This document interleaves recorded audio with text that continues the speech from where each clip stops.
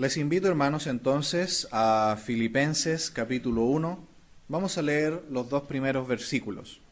Dice así: Pablo y Timoteo, siervos de Jesucristo, a todos los santos en Cristo Jesús que están en Filipos, con los obispos y diáconos. Gracia y paz a vosotros, de Dios nuestro Padre y del Señor Jesucristo.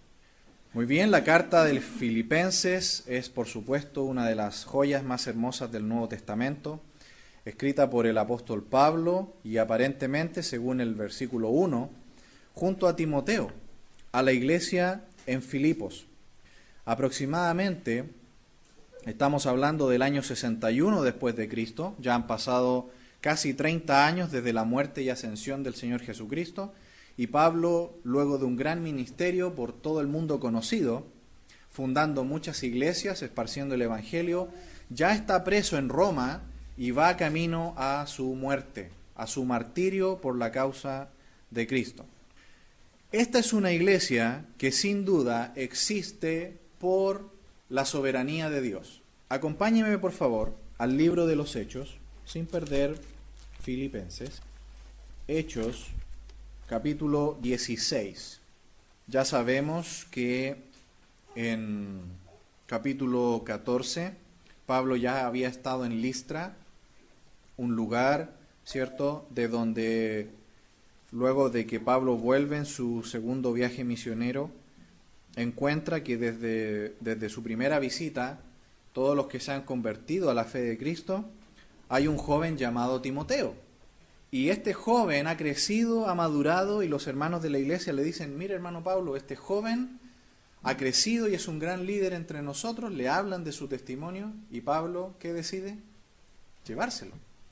Y pasa a ser su compañero de ministerio. Esto ocurre, por supuesto, más adelante. Pero en el capítulo 16, Pablo está junto a otro compañero, Silas, y luego está Timoteo. En el capítulo 16 dice: y después llegó a Derbe y a Listra, y he aquí había allí un cierto discípulo llamado Timoteo, hijo de una mujer judía creyente, pero de padre griego, y daban buen testimonio de él los hermanos que estaban en Listra y en Iconio. Quiso Pablo que éste fuese con él, y tomándole, le circuncidó por causa de los judíos que habían en aquellos lugares, porque todos sabían que era de padre griego. Y al pasar por las ciudades les entregaban las ordenanzas que habían acordado los apóstoles y los ancianos que estaban en Jerusalén para que las guardasen. Así que las ciudades eran confirmadas en la fe y aumentaban en número cada día. Versículo 6. Y atravesando Frigia y la provincia de Galacia, le fue prohibido por el Espíritu Santo hablar la palabra en Asia. El Espíritu Santo muchas veces cierra puertas para darnos una dirección diferente a la que nosotros queríamos. El apóstol Pablo quería llegar a cierto lugar, pero el Espíritu Santo les prohibió el paso. Versículo 7. Y cuando llegaron a Misia, intentaron ir a Bitinia, pero el Espíritu no se lo permitió. Una vez más, Pablo, en su afán de predicar el Evangelio, va en una dirección, pero el Espíritu Santo le cambia los planes. Así es muchas veces Dios con nosotros. Vamos en una dirección, queremos lograr ciertas cosas, y el Espíritu Santo impide los planes y cambia el camino. A veces no entendemos por qué, pero lo hace. ¿Cuál es el propósito? Versículo 8. Y pasando junto a Misia, descendieron a Troas. Y le mostró a Pablo una visión de noche, y un varón macedonio estaba en pie rogándole, diciendo: pasa a Macedonia y ayúdanos. Cuando vio la visión, enseguida procuraron partir para Macedonia, dando por cierto que Dios nos llamaba para que les anunciásemos el Evangelio. Verso 11.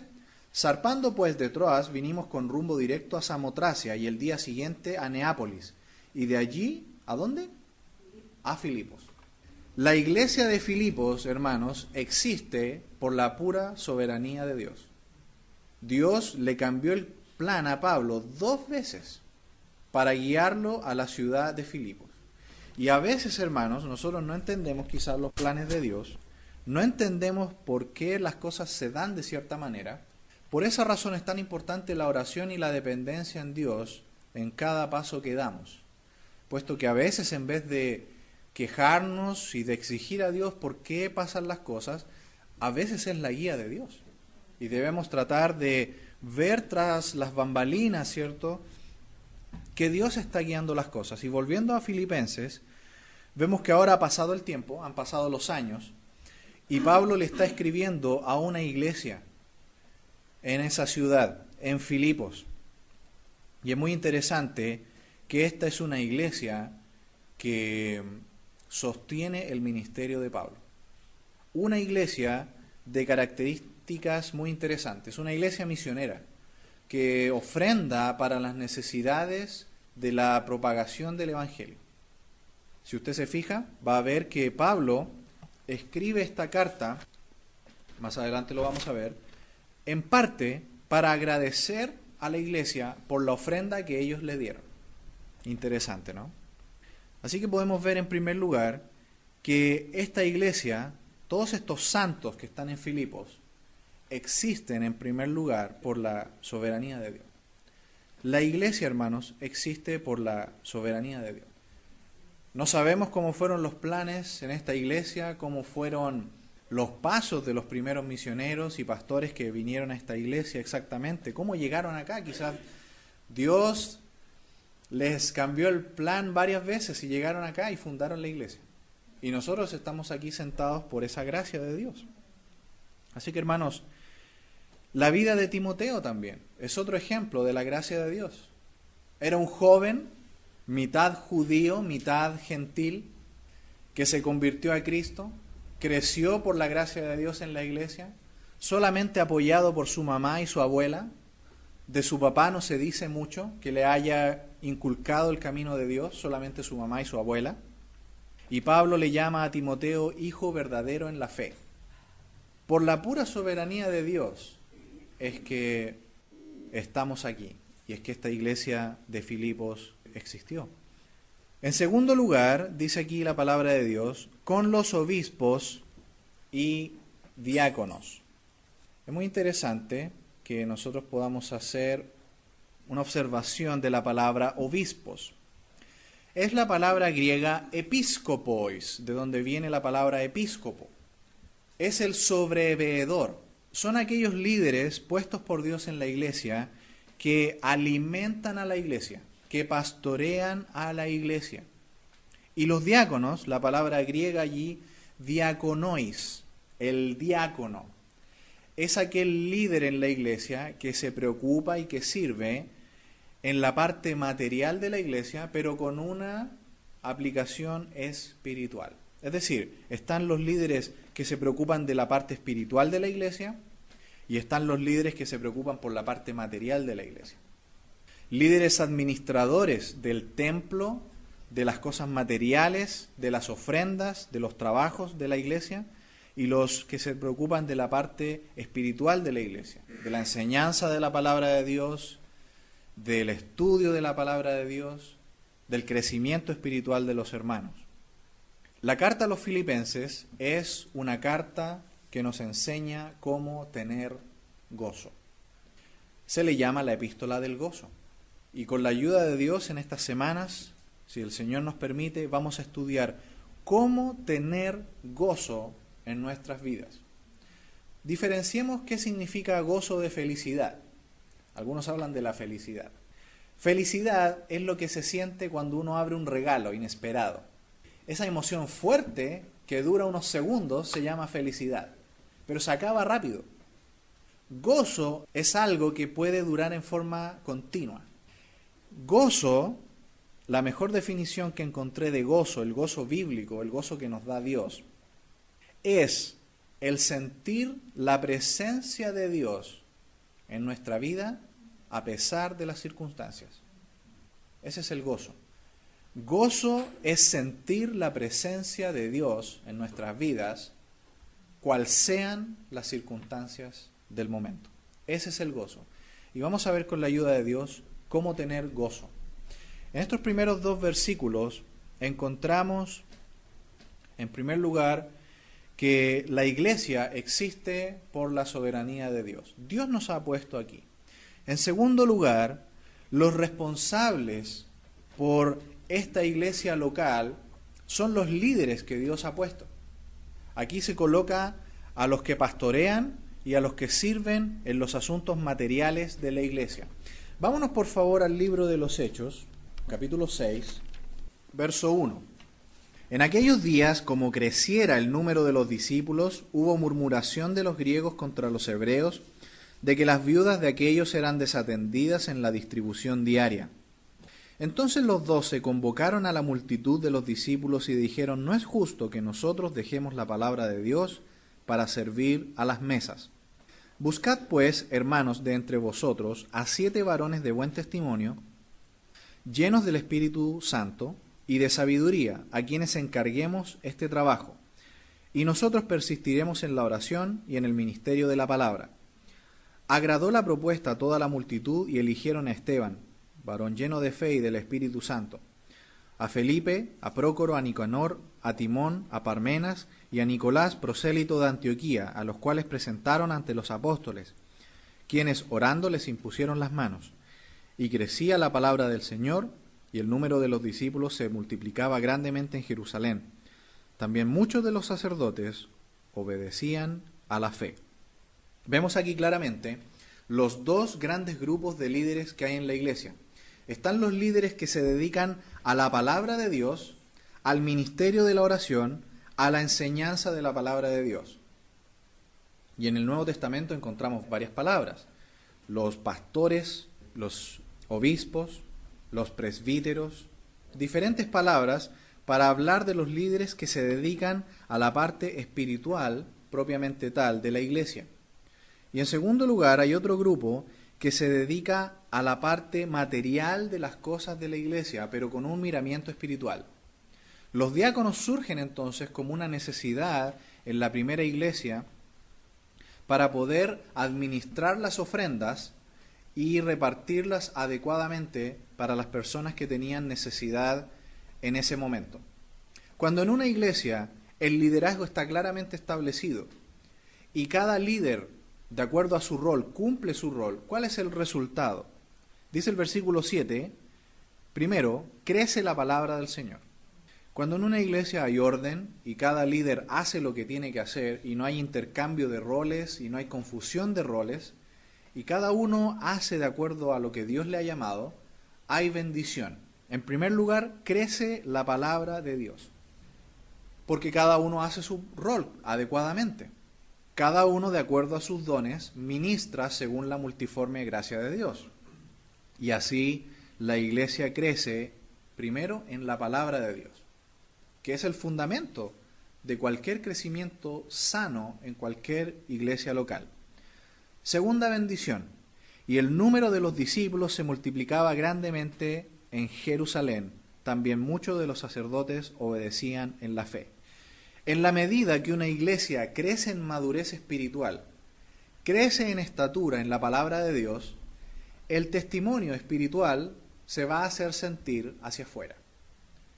Y personas incrédulas van a llegar a la fe. Aquí el impacto era tan tremendo que dice que se multiplicaba el número de los discípulos. Así que, hermanos, volviendo a Filipenses, encontramos en primer lugar que la iglesia existe por la soberanía de Dios, por la pura gracia de Dios. En segundo lugar, que Dios ha puesto líderes responsables por la iglesia. Por eso que Pablo les escribe la carta dirigida a ellos. Cuando el Señor pida cuentas por la iglesia, Dios va a pedirlas a ellos.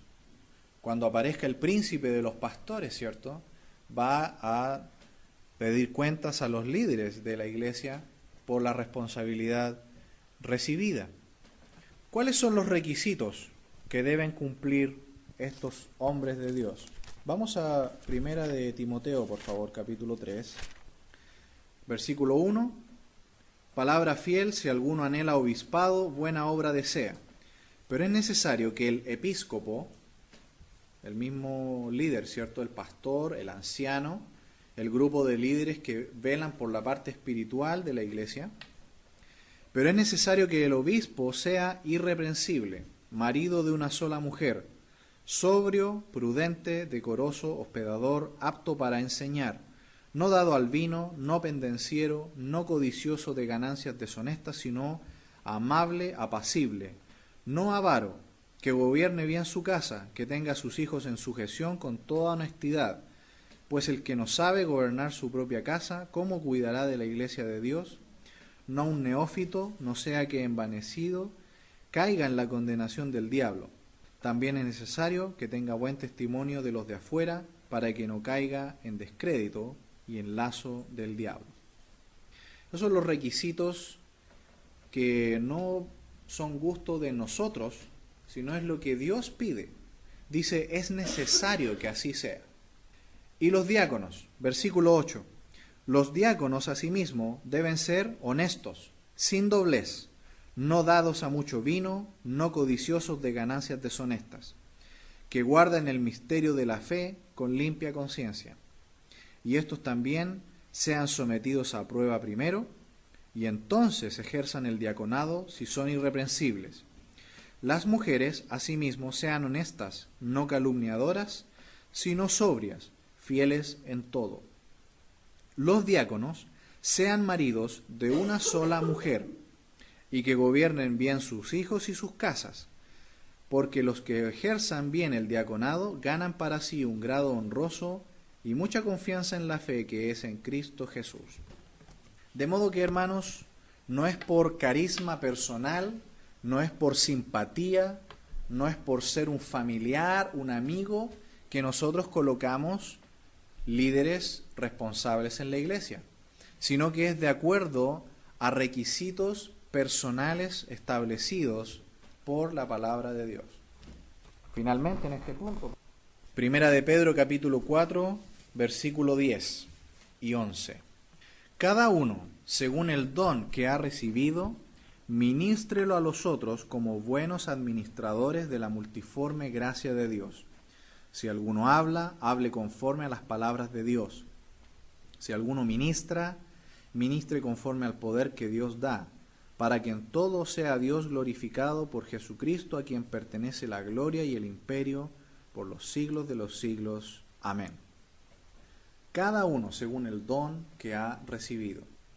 Cada uno según lo que Dios le ha dado, entonces sirva a Dios en la iglesia. Cuando esto está en orden, entonces hay gran bendición en la iglesia. Entonces hemos visto hasta aquí que la iglesia existe por la soberanía de Dios. Dios ha puesto a líderes responsables en la iglesia de Dios. Y finalmente, versículo 2 de Filipenses capítulo 1, gracia y paz a vosotros de Dios nuestro Padre y del Señor Jesucristo. Gracia y paz deben ser los elementos que caracterizan a la iglesia local. Paz o shalom es el típico saludo judío, pero Pablo pone por delante de shalom, pone charis, pone gracia. ¿Qué significa esto? Bueno, podríamos decir algo muy interesante, ¿no?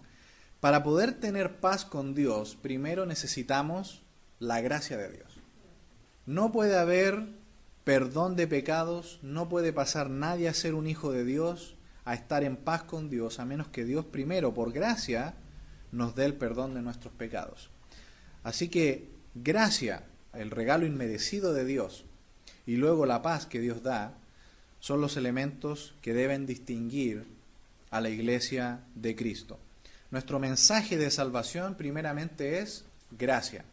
Dios no tiene ninguna obligación de salvar a un pecador, lo hace por gracia. ¿Y cuál es el resultado de esto? Paz con Dios, por medio del Padre y del Señor Jesucristo. Así que en esta mañana hemos visto que la iglesia existe por la pura soberanía de Dios, ha puesto líderes responsables en la iglesia de Dios, y lo que debe caracterizar a un cuerpo local debe ser siempre la gracia y la paz de Dios en medio de la congregación. Para terminar y tener un vistazo general de lo que es la epístola a los Filipenses, y para que usted se prepare en estas semanas para ir leyendo previamente el pasaje que vamos a estar exponiendo, va a ser muy interesante ver que el apóstol Pablo quiere tratar en cada capítulo con un enemigo del gozo. Cada capítulo nos presenta un enemigo del gozo. ¿Cuáles son los enemigos que Pablo presenta y que nos quieren robar el gozo? Dijimos que el gozo es la presencia de Dios en nuestras vidas, estar conscientes de la presencia de Dios en nuestras vidas, sentirla a pesar de las circunstancias. Podemos estar postrados, con dolor, pero tener gozo porque sentimos a Dios en nuestras vidas. Podemos estar pasando una prueba terrible, pero como sentimos a Dios en nuestras vidas, tenemos gozo igual. Podemos estar en un funeral y sentir gozo en nuestras vidas. ¿Qué cosas nos roban el gozo? En primer lugar, en el capítulo 1, el primer ladrón del gozo son las circunstancias. Las circunstancias son el primer ladrón del gozo. En segundo lugar, el capítulo 2 va a ser las personas, gente, personas que quitan el gozo. A veces hay gente, hay personas en el mundo que vienen y nos roban el gozo, nos quitan el gozo. Circunstancias y personas. Luego el capítulo 3 va a tratar acerca de cosas que nos quitan el gozo. Usted sabía que en el siglo XIX la gente solo sentía que necesitaba 22 cosas para vivir bien. 22 objetos. Cuando llegamos al siglo XX se hizo de nuevo la investigación y ahora ya no son 20 cosas. Ahora son 426 cosas que necesita la gente para sentirse bien. Auto, casa, y es una lista larga. Si no, uno no vive. ¿Qué habrá sido de Adán y Eva, no? ¿Cuántas cosas necesitaban para sentirse bien? Bueno, las cosas que no tenemos, cosas que deseamos, objetos que queremos. Bueno, las cosas nos pueden quitar también el gozo. Y finalmente, capítulo 4, Pablo nos va a hablar de que un cuarto ladrón del gozo son las preocupaciones. El pastor Warren Wiersbe ha hecho un comentario muy interesante acerca de esto, diciendo: puedes ir a la farmacia a comprar un medicamento que te va a hacerte dormir, pero no puedes comprar el descanso. Las preocupaciones pueden literalmente llegar a matarnos, porque las preocupaciones producen estrés, las preocupaciones pueden producir problemas cardíacos, y un problema cardíaco fuerte nos puede matar. Un cuarto ladrón del gozo es las preocupaciones. ¿Y saben lo que son las preocupaciones? Pensamientos acerca de tres cosas: las circunstancias, las personas y las cosas. ¿Por qué tres cosas nos preocupamos? Por las circunstancias de la vida, por las personas que nos rodean y por las cosas que no tenemos y que quisiéramos tener. Así que, hermanos, va a ser un lindo desafío pasar un tiempo de edificación a través de las páginas de la epístola a los Filipenses, porque es una epístola que nos va a enseñar cómo tener gozo, cómo sentir la presencia de Dios a pesar de las circunstancias y cómo luchar contra estos cuatro enemigos que nos quieren dejar en el suelo sin gozo. Pablo nos va a enseñar cuatro actitudes o cuatro maneras de pensar, porque la epístola a los Filipenses es una verdadera epístola que nos trata acerca de la mente, puesto que, de acuerdo a nuestra manera de pensar, nuestra actitud hacia la vida va a determinar la forma en que vivimos. Mi forma de pensar enfrente de la vida y enfrente de Dios va a determinar cómo vivo. Así que para enfrentar, en primer lugar, el primer capítulo que nos habla acerca de este enemigo del gozo, ¿cuál fue el primer enemigo? Las circunstancias. Necesitamos una mente enfocada. Una mente enfocada. Una persona que tiene doble ánimo es inestable en todas sus cosas, dice Santiago, capítulo 1, versículo 8. Pablo tenía una mente enfocada. Aunque Pablo estaba encarcelado, él dice en el versículo 21, para mí el vivir es Cristo y el morir es ganancia. Pablo estaba como si no estuviera viviendo la realidad. No es que no estaba viviendo la realidad. Pablo tenía una mente enfocada. Pablo estaba preso, pero él decía, soy prisionero de Cristo. Pablo estaba encadenado, pero él decía, estoy encadenado por Cristo. Pablo estaba preso, pero él en el versículo 17 dice, estoy aquí por la defensa del Evangelio. La mente de Pablo estaba enfocada. ¿Cómo podemos vencer las circunstancias? Con una mente enfocada. ¿Cuál es el segundo enemigo? Capítulo 2. Personas, la gente. Las personas nos pueden quitar el gozo. Hay gente que puede venir y arrebatarnos el gozo. Para poder salir adelante, Pablo nos va a enseñar también una segunda manera de pensar. Una mente sujeta a Dios. Una mente enfocada en Dios. Una mente sujeta a Dios. Cuando nos enfocamos en las personas, fácilmente nos van a robar el gozo. Pero si ponemos nuestra mente en Dios y permitimos que Él lleve cautivo todo pensamiento a la obediencia de Cristo, las personas no nos van a quitar el gozo, porque nuestra mente va a estar enfocada en Cristo. Y Pablo continuamente nos hace poner el ejemplo en Dios y en personas que sirven a Dios. Pone el ejemplo de Jesucristo, capítulo 2, versículos 1 al 11. Su propio ejemplo, versículos 2 al 18. El ejemplo de Timoteo, versículos 19 al 24. Y el ejemplo de Epafrodito, versículos 25 al 30. Cuando nosotros nos sujetamos a Dios y enfocamos nuestra mente en Dios y vemos el ejemplo de otros que sirven a Dios, vamos a lograr vencer las personas que nos quieren quitar el gozo. ¿Cuál es el enemigo que se nos presenta en el capítulo 3? Cosas que deseamos. Cuando otro tiene algo que yo deseo y yo lo envidio. Qué tremendo, ¿no? Las cosas, ¿cómo nos pueden quitar el gozo? El dinero, las posesiones. Para poder vencer este enemigo, Pablo nos va a invitar a una tercera manera de pensar. Primero, una mente enfocada. Segundo, una mente sujeta a Dios. Tercero, una mente espiritual. Una mente espiritual. Porque cuando nosotros amamos las cosas, ¿qué es eso? Una mente carnal. Hijitos míos, no améis al mundo ni las cosas de este mundo. Si alguno ama al mundo, el amor del Padre no está en él. Una mente carnal. Para vencer este tercer enemigo, necesitamos una mente espiritual. ¿Qué significa ser espiritual? Poner primero lo espiritual, segundo lo mental y tercero lo físico. Esa es una persona espiritual. Una persona carnal pone primero lo físico, segundo lo mental y tercero, si es que hay, lo espiritual. Así funciona el mundano, el incrédulo. Lo primero es lo físico. Por eso que usted ve en este mundo, yo hago lo que quiero, yo hago lo que deseo.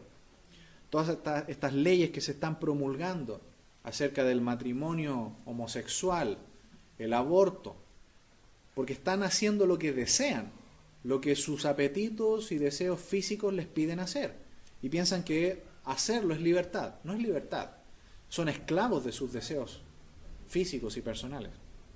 Porque el carnal, el mundano, pone en primer lugar lo físico, y una vez que ha puesto en primer lugar lo físico y le ha dado rienda suelta, pone en segundo lugar lo mental. ¿Pero qué dice Dios en Romanos? Dios los entrega a una mente reprobada. Y en tercer lugar lo espiritual, que está muerto. Un creyente espiritual pone primero lo espiritual, segundo lo mental y tercero lo físico. Lo espiritual porque pone en primer lugar a Dios. En segundo lugar pone la razón. Porque muchas veces nuestra razón, nuestra lógica, no explica muchas veces los planes de Dios. Por eso que debemos poner en segundo lugar nuestra mente y nuestras razones. Y en último lugar, lo físico, lo material. Así que para poder vencer las cosas que nos quieren quitar el gozo, debemos tener una mente espiritual. Y Pablo nos va a enseñar a poner los valores correctos, a correr como un atleta y tener una visión correcta. Eso lo trata a través del capítulo 3. ¿Y cuál es el último enemigo del gozo? Capítulo 4. Las preocupaciones. Las preocupaciones nos pueden robar el gozo. ¿Y las preocupaciones qué son? Pensamientos equivocados acerca de las circunstancias, de las personas y de las cosas. Una mente asegurada en Dios.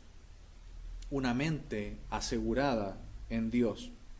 Para poder vencer las preocupaciones que nos vienen a quitar el gozo, Pablo nos va a enseñar una mente asegurada en Dios. Primero nos va a enseñar cómo tener paz. Eso nos lo va a enseñar en el capítulo 4, versículos 1 al 9. En segundo lugar, nos va a enseñar cómo apropiarnos de la fortaleza de Dios, del poder de Dios, para vencer las preocupaciones. Versículos 10 al 13. Y finalmente, la provisión material. ¿Recuerda aquel pasaje? 4:13. Todo lo puedo en Cristo que me fortalece. ¿De qué estaba hablando Pablo cuando dijo eso? ¿Estaba hablando de problemas matrimoniales? ¿Estaba hablando de problemas entre los hermanos de la iglesia? ¿De qué estaba hablando en 4:13? Del dinero. De la provisión material que tanto nos preocupa. En ese contexto, Pablo dijo, todo lo puedo en Cristo que me fortalece. Pablo nos va a enseñar cómo apropiarnos y tener un claro concepto de lo que es la provisión de Dios en los versículos 14 al 23 del capítulo 4. Así que, hermanos, como usted puede ver, la epístola a los Filipenses es una hermosa exposición bíblica acerca de cómo tener gozo y mantener el gozo. Y cómo derrotar a estos 4 enemigos que vienen a robarnos el gozo. Las circunstancias, las personas, las cosas y las preocupaciones. Y en esta mañana hemos visto también que en estos primeros 2 versículos de la epístola, que la iglesia existe por la soberanía de Dios. En segundo lugar, que Dios ha puesto líderes responsables por la iglesia. Y debemos velar por ellos, orando por ellos, apoyarlos. Y en último lugar, que lo que debe caracterizar a la iglesia local es gracia y paz en nuestras vidas y en el ambiente de la iglesia local. Que el Señor nos ayude y leamos en esta semana los versículos 3 al 11, para que cuando volvamos el próximo domingo ya vengamos con la mente fresca en este pasaje que vamos a estar estudiando con la ayuda de Dios. Oremos.